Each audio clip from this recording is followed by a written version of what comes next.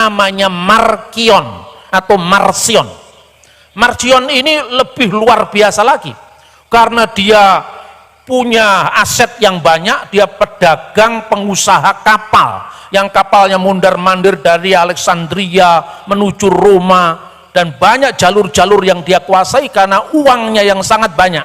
Lalu dia merevisi perjanjian baru.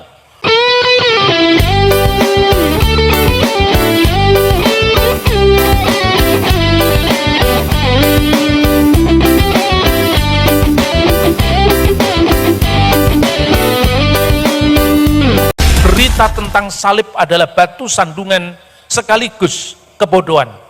Tapi bagi kita orang-orang percaya, itulah kekuatan dari Allah yang nyata. Karena dari Jumat Agung tidak berhenti sampai Jumat Agung, tapi ada endingnya, ada happy endingnya, yaitu Paskah kebangkitan Yesus dari antara orang mati. Pada bacaan kita 1 Yohanes pasal 4 ayat 1 sampai dengan ayat 6 ini merupakan sebuah potret realitas dari gereja mula-mula yang menghadapi penolakan terhadap jalan sengsara Kristus atau jalan cinta derita Kristus yang memberikan dirinya bagi tebusan banyak orang. Nah, inilah asal-usul secara historis sebetulnya apa yang nantinya disebut baik oleh Yesus sendiri ketika meramalkan atau menubuatkan di dalam Matius pasal 24 ayat 24, bahkan akan ada antikristus dan nabi-nabi palsu. Nehnumun mesiha dagala wa nebye kadabuta. Akan muncul Kristus-Kristus palsu dan nabi-nabi palsu. Sedangkan Rasul Yohanes memperlengkapi apa yang dicatat di dalam Injil Matius dan Injil Markus. Ketika Rasul Yohanes di Efesus menghadapi ajaran bidat-bidat Kristen yang menyangkal realitas kemanusiaan Kristus, bahkan akhirnya menyangkal realitas salib Yesus sendiri. Di dalam 1 Yohanes pasal 4 itulah Rasul Yohanes memberikan sebuah alarm, memberikan sebuah tanda-tanda yang harus dimiliki oleh orang beriman, yaitu membeda-bedakan roh, mana yang berasal dari roh Allah dan mana yang berasal dari roh antikristus atau dalam bahasa Aramaik Mesiha Dagala. Di dalam Alkitab bahasa Syriak Aramaik, yaitu bahasa yang digunakan oleh Kristus sendiri sebagai bahasa percakapan sehari-hari dengan para murid, antikristus itu disebut dengan Mesiha Dagala. Dan Injil Yohanes dan surat 1 Yohanes dan surat 2 Yohanes menggunakan kata-kata dalam bahasa Yunani antikristus, yang artinya pelawan Kristus, yang memusuhi Kristus, yang menolak Kristus. Sedangkan dalam Injil Matius pasal 24 ayat 24 digunakan kata-kata pseudo Kristus. Jadi artinya Kristus-Kristus tiruan atau Kristus-Kristus palsu. Dan kedua kata ini menerjemahkan kata yang sama dalam bahasa percakapan Yesus sehari-hari, bahasa Aram, yaitu kata dagala. Kata dagala ini bisa berarti tiruan atau pseudo, dan sekaligus berarti pelawan atau anti. Maka dajjal, dagala dalam bahasa Aramaik itu artinya peniru-peniru Kristus atau Kristus-Kristus palsu, sekaligus adalah pelawan-pelawan Kristus yang spiritnya memusuhi ajaran Kristus. Karena itu saudara-saudara, di dalam bahasa Aramaik itu disebutkan 1 Yohanes pasal 4 ayat 3, Vikul ruha dila maut ya di Yesu eta bebasar. Jadi itu menjadi salah satu pertanda setiap roh dila maut ya di Yesu yang tidak mempercayai bahwa Yesus eta bebasar telah datang dalam daging, telah datang sebagai manusia, laiteh min alaha, dia tidak berasal dari Allah. roh ini tidak berasal dari Allah, ilahati min mesiha hidagala, melainkan roh ini berasal dari Masihi Dajjal atau Kristus palsu atau pelawan Kristus. Nah saudara-saudara, istilah inilah yang kemudian dalam Alkitab bahasa Arab diterjemahkan dengan Al-Masihud Dajjal wa qulu ruhi la ya'tarifu bi Yashua la yakunu minallah bal yakunu ruhul Masihid Dajjal, melainkan berasal dari roh Al-Masih Dajjal. Saudara-saudara, gerakan Dajjal ini pada abad pertama itu disebutkan di dalam 1 Yohanes pasal 2 ayat 18 bahwa akan datang seorang antikristus, akan datang seorang Mesiha Dagala, artinya satu orangnya. Inilah sosok antikristus yang datang pada akhir zaman, yaitu sebagai antikristus eskatologi. Inilah yang sering kemudian kita ributkan dengan simbol 666, yang sering kita sebutkan. Selalu fenomena-fenomena yang sekarang ini sudah mulai kita lihat, itulah yang disebut antikristus akhir zaman atau seorang antikristus yang akan datang. Tapi pada masa Rasul Yohanes dia belum datang.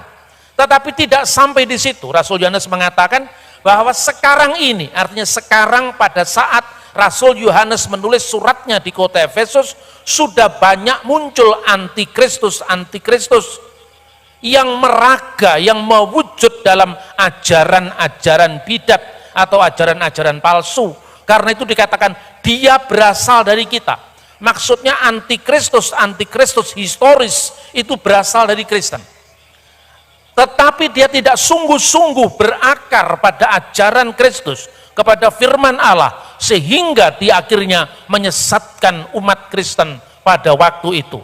Nah saudara-saudara yang terkasih, karena itu kalau kita membaca sejarah gereja, Rasul Yohanes benar-benar telah melakukan perlawanan terhadap gerakan antikristus sejarah atau antikristus historis itu, ketika dia menegakkan ajaran yang benar melawan ajaran-ajaran bidat. Saksi-saksi sejarah yang bersambung sampai pada zaman rasul-rasul itu menegaskan kepada kita. Misalnya dalam satu dokumen kuno yang berjudul Adversus Haeresis, yang artinya melawan bidat-bidat, ada 4 jilid yang ditulis oleh Irenaeus dari Lyon. Siapakah Irenaeus? Irenaeus yang wafat tahun 231 ini. Irenaeus ini adalah murid dari Polikarpus. Polikarpus adalah murid dari Yohanes. Kemudian dia mencatat dalam bukunya Adversus Haeresis pada buku ketiga, kira-kira paragraf kedua, itu disebutkan bahwa suatu saat di kota Efesus, dan kalau saudara sekarang berkunjung ke kota Efesus, itu masih ada tempatnya, sebuah tempat pemandian umum, di mana dahulu orang-orang Kristen itu tinggal di sana, karena biasanya kota-kota Yunani itu memiliki seperti agora atau pasar. Lalu di situ juga ada kamar mandi umum atau tempat di mana orang-orang yang datang ke kota itu selalu menggunakannya.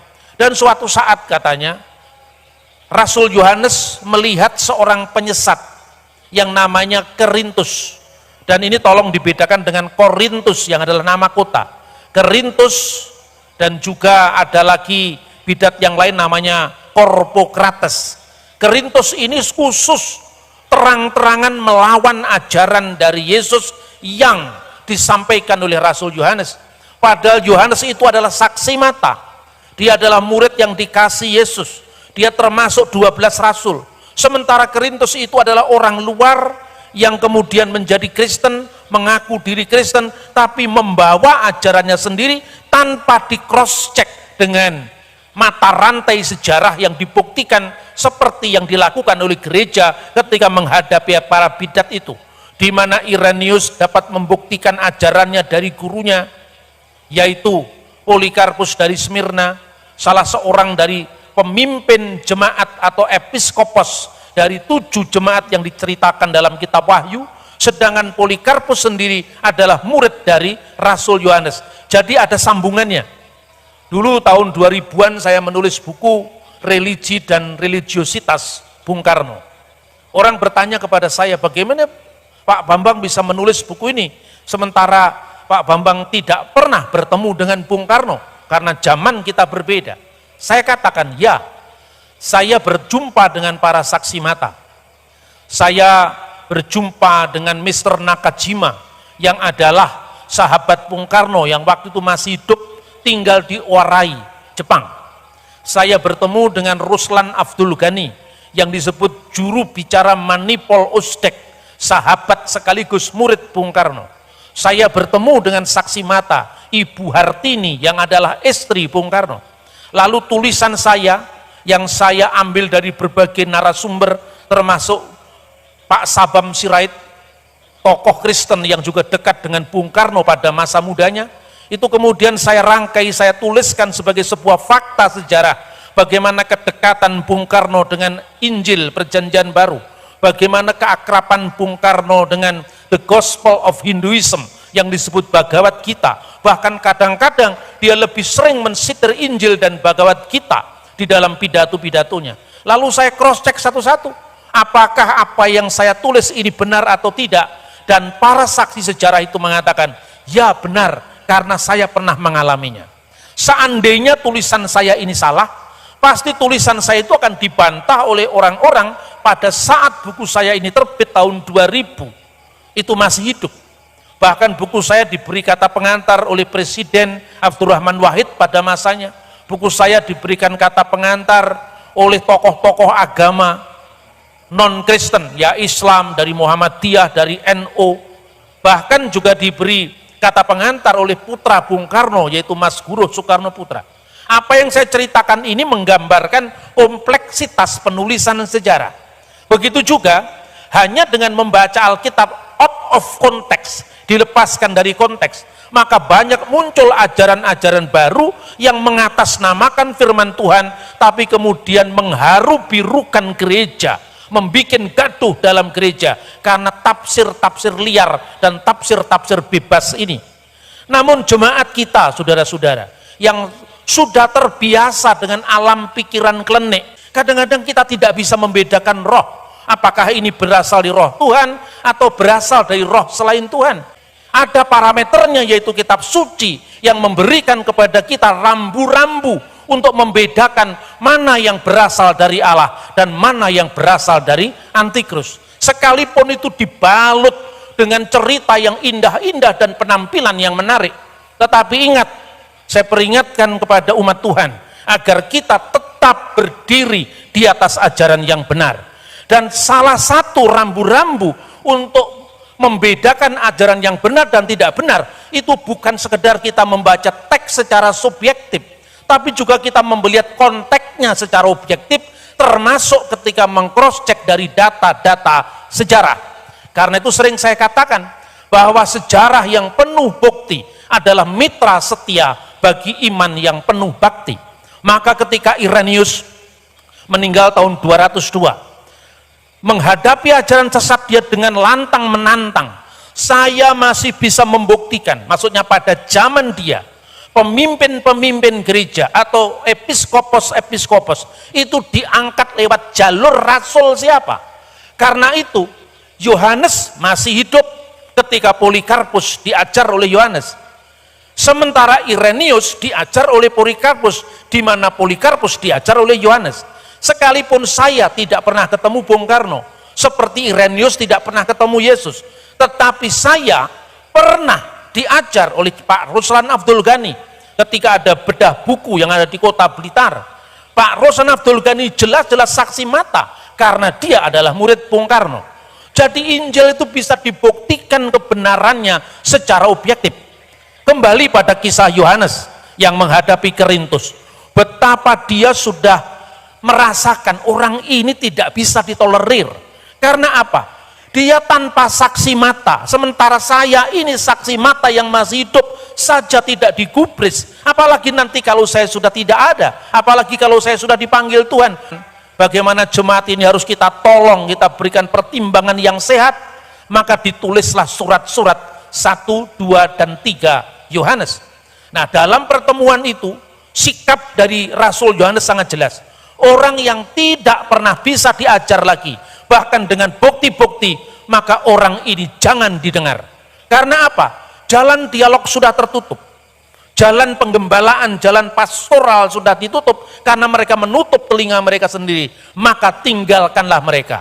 Korintus berada di kamar mandi umum itu menurut catatan sejarah yang ditulis oleh Irenaeus. Sementara orang-orang Kristen semua juga berada di tempat yang sama.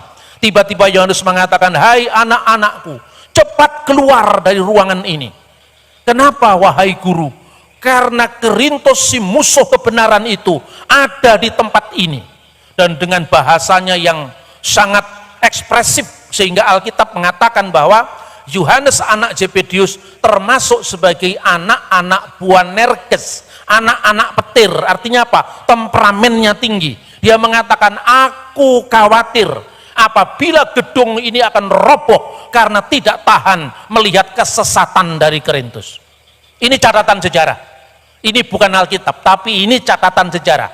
Seringkali sekte-sekte Kristen model Saksi Yehova menyangkal, ini kan bukan Alkitab, ini kan catatan sejarah. Lalu saya bilang, kalau kamu tidak percaya dengan catatan-catatan sejarah, kamu terjun bebas bisa menafsirkan Alkitab semau kamu sendiri.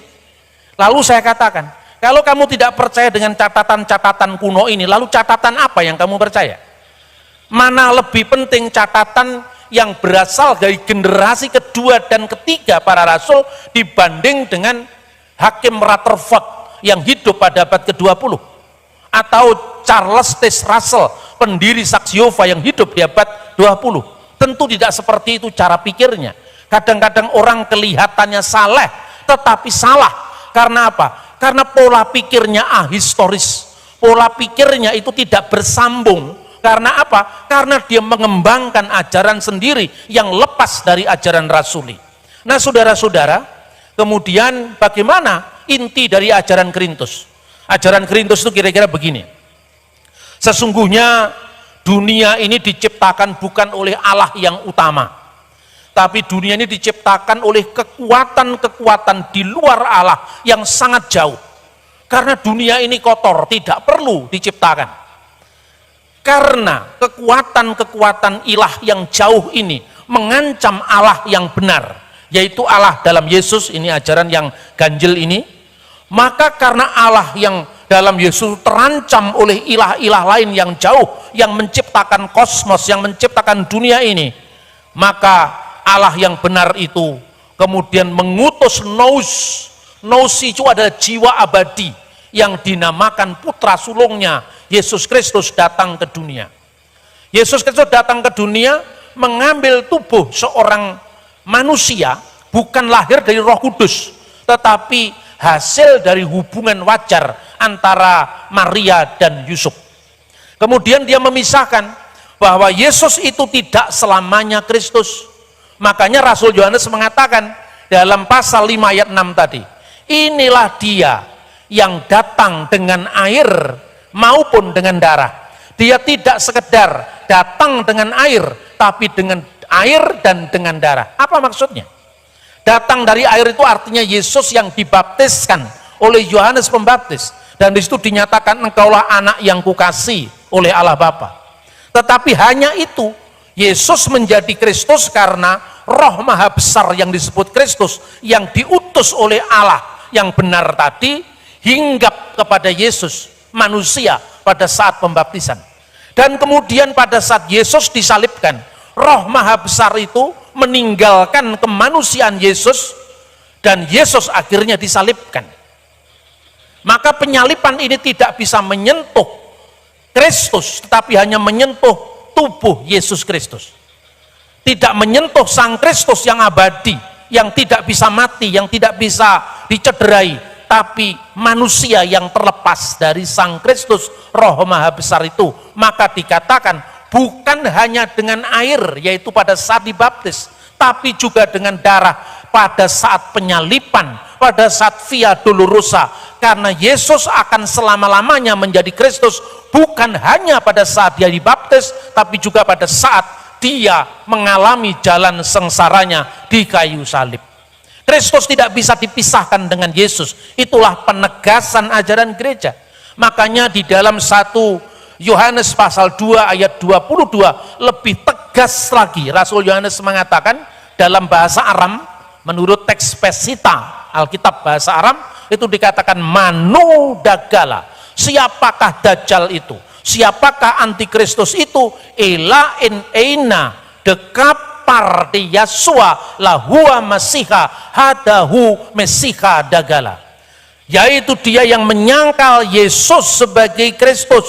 Karena Yesus pernah ditinggalkan oleh Kristus pada saat penyalipannya. Itulah roh dari antikristus, yaitu dari Masihid Dajjal.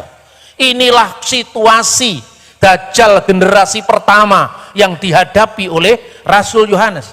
Kemudian pada generasi berikutnya lagi, Korintus sudah meninggal, Korpokrates sudah mati, Rasul Yohanes pun sudah dipanggil oleh Tuhan. Rasul Yohanes punya murid namanya Polikarpus yang menjadi pemimpin gereja di Smyrna, salah satu dari 7 jemaat dalam kitab Wahyu. Polikarpus itu meninggal tahun 156. Sementara ajaran Korintus dikembangkan lagi oleh bidat baru lagi yang mengikuti ajaran Korintus itu, namanya Markion atau Marsion. Marsion ini lebih luar biasa lagi karena dia punya aset yang banyak. Dia pedagang, pengusaha kapal yang kapalnya mondar-mandir dari Alexandria menuju Roma, dan banyak jalur-jalur yang dia kuasai karena uangnya yang sangat banyak. Lalu dia merevisi perjanjian baru, dia melakukan langkah yang kurang ajar, yaitu mengobrak-abrik kanonnya para rasul. Karena itu dia mendasarkan pada ajaran gurunya si Korintus tadi. Dia melihat Injil Matius lebih ekstrim lagi daripada gurunya. Kristus tidak pernah datang sebagai manusia, tapi hanya menyamar sebagai manusia.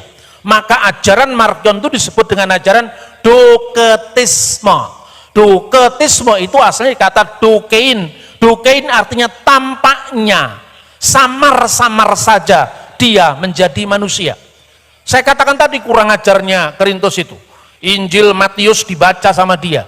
Begitu dia melihat Biblos Genesios Yesus Kristus, inilah buku silsilah tentang Yesus Kristus. Ini tidak cocok dengan ajaran saya. Karena Yesus tidak benar-benar jadi manusia, maka tidak mungkin dia punya silsilah. Injil Matius dia buang. Baca Injil Markus, melihat bahwa Yesus dibaptis oleh Yohanes Pembaptis, dan di situ dinyatakan bahwa dia adalah anak Allah. Dia baca lagi, ini tidak cocok. Injil Markus pun dibuang. Injil Yohanes apalagi, karena Injil itu ditulis oleh Rasul Yohanes yang sangat memusuhi ajaran gurunya yang namanya Korintus. Tinggal Injil Lukas. Injil Lukas dia baca pasal 1, pasal 2. Pasal 1, pasal 2 kok ada cerita kelahiran Yesus dari seorang perawan. Padahal Yesus tidak benar-benar jadi manusia. Yesus hanya menyamar jadi manusia. Pasal 3 dia melihat silsilah Yesus. Lah ini lagi penyakit ini katanya. Dibuanglah pasal 1, 2, 3, hanya pasal 4 sampai pasal 22 yang diambil sebagai buku dan dinamakan The Gospel of Markion. Lalu kisah para rasul dan surat-surat Paulus diterima karena surat-surat Paulus hanya bicara tentang problem jemaat. Surat-surat Paulus tidak berbicara tentang Yesus historis, Yesus sejarah sebagaimana setegas yang ditulis oleh keempat Injil. Alhasil dia menghasilkan kanon yang disebut kanon Markion. Karena gereja perjanjian baru diobrak-abrik oleh bidat ini, maka muncullah apa yang disebut dengan kanon Muratori yang menegaskan, hei Markion, kitab suci ini milik saya, ini warisan rasuli saya, apa hakmu untuk mengobrak-abrik kitab suci? Makanya mulai muncul kanonisasi perjanjian baru. Nah itulah ajaran Markion. Setelah Markion muncul lagi seorang bidat yang namanya adalah Basilides. Basilides ini tinggal di Alexandria antara tahun 117 sampai tahun 138. dia mengajar di mana-mana. Dan ajarannya itu lucu juga, dia mengatakan, karena Yesus tidak pernah benar-benar jadi manusia, Sang Kristus tidak pernah benar-benar jadi manusia, maka tidak mungkin Yesus disalib. Karena yang disalib itu kan darah dan daging. Dia hanya makhluk roh, makhluk bayangan. Mirip ajaran saksi Yehova, Yesus itu bangkit sebagai makhluk roh. Makhluk roh itu tentu tidak bisa disentuh oleh paku, tidak bisa disalib, tidak bisa mati. Lalu dibikin ajaran itu. Kalau begitu, yang disalibkan siapa? Kalau bukan orang yang bersama-sama dengan Yesus membantu memikul salibnya, yaitu siapa? Simon orang Kirene, Simon dari Kirene. Lalu dia mengatakan teorinya, sesungguhnya yang disalibkan bukan Yesus, tetapi Simon orang Kirene yang disamarkan wajahnya seolah-olah dia Yesus, lalu disalibkan sebagai ganti Yesus Kristus. Apa yang saya katakan ini bisa Anda cross check sendiri pada buku Irenaeus yang judulnya Adversus Haeresis, yang ditulis kira-kira tahun 180-an, jilid 1 bab 24 paragraf keempat. Silakan dicek sendiri. Ini yang saya ceritakan adalah sejarah gereja. Makanya sejarah gereja ini sangat penting, karena tanpa tulisan-tulisan murid para rasul, kita tidak pernah tahu siapa yang menulis Injil Matius. Kita tidak pernah tahu siapa yang menulis Injil Markus, Lukas, Yohanes, dan kisah para rasul. Karena penulisnya tidak menyebutkan dirinya, namanya di pasal-pasal buku-buku tersebut. Ini berbeda dengan surat Petrus, surat 1, 2, 3 Yohanes, surat-surat Paulus yang jelas memberi alamat dari Paulus hamba Yesus Kristus kepada jemaat, jelas sekali di Korintus atau di Filipi. Sementara Injil Yohanes dari pasal 1 sampai pasal 21 tidak pernah menceritakan Yohanes yang menulis ini. Markus tidak pernah menulis di dalam pasal 1 sampai pasal 16 bahwa dia yang menulis Injil kedua. Kita tahu semuanya itu dari Papias. Dan Papias itu muridnya Rasul Yohanes yang memberikan kita informasi bahwa merekalah orang-orang yang disebut Matius, Markus, Lukas, Yohanes itu yang menulis kitab-kitab Injil bagi kita. Nah, saudara-saudara yang terkasih di dalam Tuhan, karena itu saya selalu sampaikan, sejarah yang penuh bukti adalah mitra bagi iman yang penuh bakti. Saya ini dulunya skeptis terhadap iman Kristen, tetapi Tuhan memberikan saya bukti-bukti. Mungkin saya ini kalau di dalam Alkitab ciri khasnya Thomas, jadi tidak terlalu gampang percaya sebelum melihat bukti. Setelah saya melihat bukti-bukti, naskah-naskah Alkitab itu akurat, jumlahnya ribuan naskah tersimpan sampai hari ini. Ketika saya melihat perjanjian lama itu akurat, tidak hanya dihayati, dimiliki, diterjemahkan, direfleksi oleh orang Kristen, tapi juga orang Yahudi. Orang Yahudi yang tidak percaya Yesus, orang Kristen yang percaya Yesus, kitabnya satu, yaitu perjanjian lama. Seandainya orang Yahudi memalsukan perjanjian lama, tentu kita tidak bisa membaca kitabnya Yahudi sampai hari ini. Tapi kalau Anda pergi ke Yerusalem, membeli Tanak itu singkatan dari Torah, Nevim, Ketuvim, terbitan Tel Aviv Publishing, atau Anda bisa membaca itu terjemahan dari misalnya Mesorah Publishing House, atau Sinai Publishing Tel Aviv misalnya. Itu sama, kitabnya Yahudi adalah kitab kita orang Kristen, sekalipun ya terjemahannya kadang-kadang berbeda, tapi naskah aslinya tetap berakar pada original text yang sama. Misalnya naskah Masoretik, bahkan lebih kuno lagi, lebih dari 2000 tahun kita punya naskah yang disebut The Dead Sea Scroll, naskah gulungan laut mati. Nah, saudara-saudara, karena itu berita tentang Yesus yang menderita itu kadang-kadang bagi dunia ini dianggap sebuah batu sandungan, sebuah kebodohan, kata Rasul Paulus. Tapi bagi kita, Injil tentang kebangkitan Yesus, Injil tentang salib Yesus adalah Injil yang tidak bisa dipisahkan satu sama lain. Berita gembira tentang Jumat Agung masih bersambung dengan berita gembira tentang Minggu Paskah, karena Yesus tidak mati selama-lamanya. Dia hanya mati selama 3 hari 3 malam, dan kemudian pada hari yang ketiga, bukan hari yang keempat, tapi hari yang ketiga. Kalau Anda memaksakan 3 kali 24 jam, itu bisa bukan hari ketiga, tapi hari keempat atau hari kelima. Nyatanya yang namanya 3 hari atau 3 hari 3 malam itu sama dengan hari ketiga. Hari pertama adalah Jumat, hari kedua adalah Sabtu, dan hari ketiga adalah Minggu.